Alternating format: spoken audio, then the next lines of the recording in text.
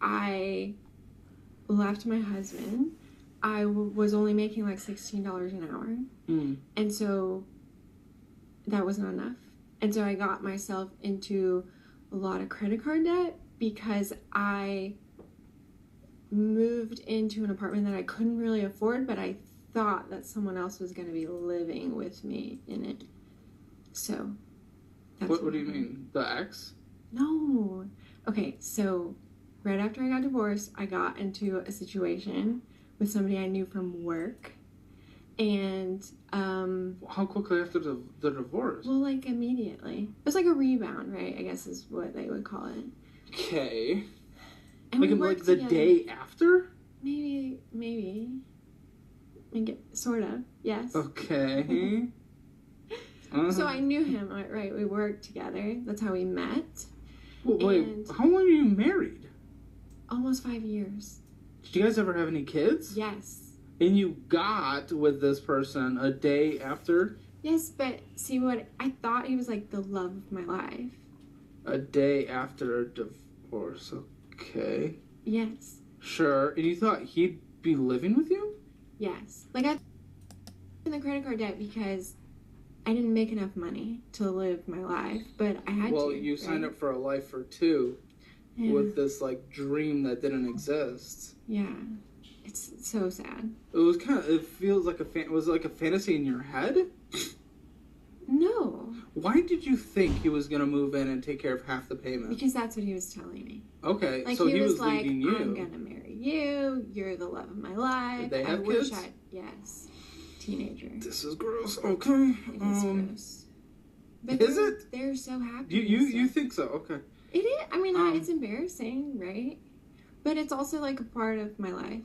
It happened 2 years ago. 2 years ago. At 32. It's a long time. But I'm trying to do better, right? That's why. Okay, sure. And my life is so much better. So you started going into debt because of that? And then... Well, not because of the guy. It was 2 years ago, but because you lived a lifestyle too high because he didn't move in. Yeah, because I truly could not afford. Yo, what's crazy is that that's really how most of these women that's doing their dudes wrong actually think. They really actually don't realize and understand that they ain't nothing but a booty call. They really don't get that. They really think that the man is willing and wants to leave his family for them. Most of these women that are sneaking on their man feel that way. Until reality hits their ass that I'm not leaving my family for you. I'm not about to mess up my family for you. You've already shown me what type of morals you have. Literally. You know what I'm saying? You may have been fun to lay down with, but you ain't fun to want to raise a family with. Oh, no. I ain't Willy Wonka.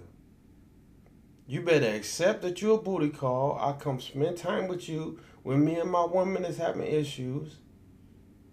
And that's that. That's it. You're never going to be no more than that. And this woman right here had to learn the hard way. It's crazy, but it's true. I've had this theory, and I just need some other single moms or some people that are in separations and have kids to tell me if this is true. Is it true that after you become a single mom, you decide that you're choosing your kids and you're no longer going to do life for trying to find a spouse or significant other, and that a lot of single moms end up getting out of relationships and never getting back in them? So I used to see women who were just like gorgeous and with kids, and they were by themselves, and I was always like, yo, is this woman not like with a man? She's not gonna get a man. And they raise up their kids and they're like older and they're still by themselves. So I came up with this theory, and I just think that single moms, I'm a single mom, I haven't really reached there yet, but I just feel like maybe they decide that they're no longer going to put themselves out there because they're choosing their kids.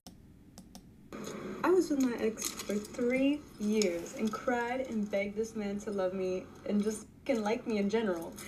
and we broke up. He broke up with me, and I was pretty sad, but it's been 2 weeks, and I already met another guy who we went on our first date. He bought me a new Stizzy battery, pod, new Nick, paid for the meal, almost filled up my gas. I was like, hell no, I'm not letting you pay for that. And then I went and got my nails done today, and I sent him a picture, and he's like, I wish you'd have told me sooner, I would have paid for him. And my ex could never communicate with me for shit, and this guy is so, like, overly communicative, and I love it. Green flags everywhere. So just know that one thing you're begging another man to do, there's another man somewhere in the world who will do it happily. There's a trick that'll do that. Things that people say to me as a chronically single 30-year-old as I get ready for my 10th baby shower of the year. Okay, so number one has to be, it will happen when you're not looking. Have you seen it out there? There's not much to look at, okay? I'm certainly not looking. I don't know if I need to be blindfolded and take some extra measures, but I promise you, I'm not looking.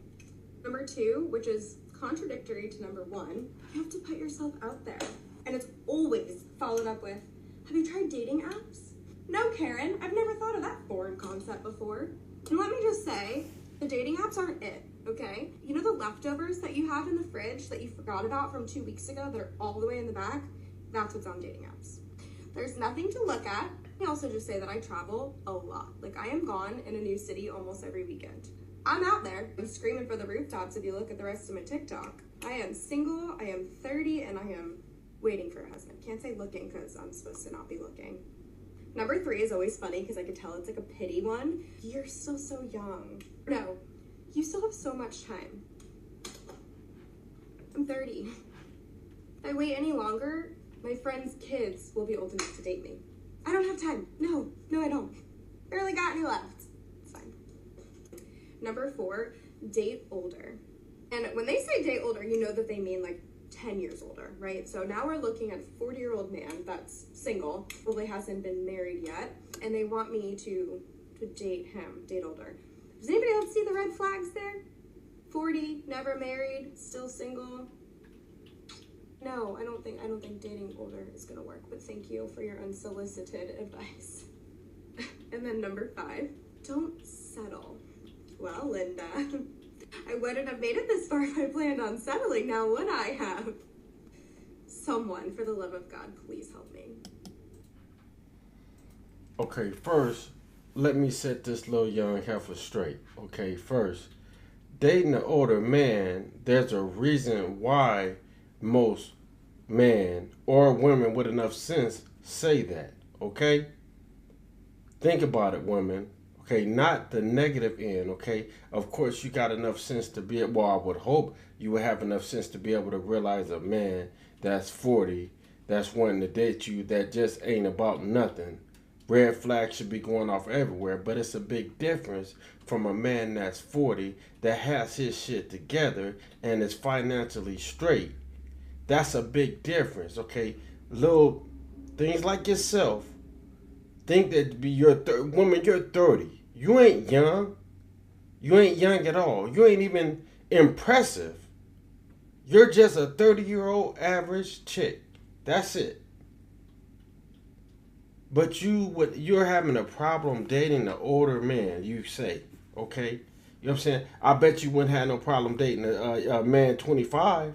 I bet you your problem then would be, oh, he's not mature enough. He's not financially stable enough. You will have some kind of reason of why. The same way, if you look at it differently, you have a reason with the older man. Women like you deserve to be cat and dog ladies. Women like you that think like you deserve it. Yeah, you may want a husband, but the reality is you're not marriage material, relationship material, none of it. You're booty call material. Just like that woman before I just played. That's all y'all are booty call material. Because if y'all had wife material thoughts, ethnics, any of it, y'all wouldn't be saying the shit that y'all say. Y'all really wouldn't. And then to the lady that previously just was before you, woman, is very clear. You're just lost in the sauce if you feel that what you're saying, it makes sense. Okay? It's women that they were pretty, sexy, attractive, end up getting knocked up having a kid, and then not wanting to commit. It's just that simple. It's just that simple. And then they get older thinking that they're still going to be that top tier woman that they was when they was in their 20s. No, you're not. You're at the bottom of the barrel. You know why? Because there are women that got their head together like this little, I ain't going to disrespect it. You know what I'm saying? Woman right here, okay? If she had her head together, she would be a prospect to some men. I guarantee you she would. So there's a difference. But if she don't want to listen, shouldn't nobody even give her a chance. Because she's not worth it. She's going to be dried up. What do they call it? Geriatric pregnancy here in 5 years. Like, it wouldn't even be worth it. It would not even be worth it. I don't know how y'all women don't even understand. Y'all mid to late 20s are the best times of y'all life. Period, point blank. When you get in your 30s and 40s, you may think that. You can think that all you want. But if you ain't found nobody by then, it ain't gonna end good for you. Just be realistic with you. If you're talking about actually having a family with kids, it ain't gonna end well for you because ain't nobody looking for that. And ain't no man, unless he's already solidified in his life, looking for a woman your age. The average man looking for a woman that he can have kids with. I wouldn't give a damn if he already have kids. It does not matter.